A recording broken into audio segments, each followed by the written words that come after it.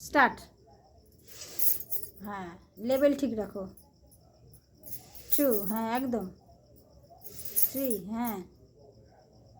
4, 5, একদম।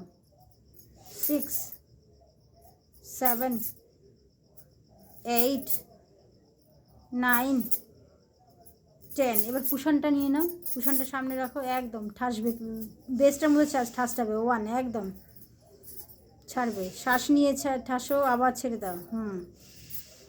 3, 4, 5,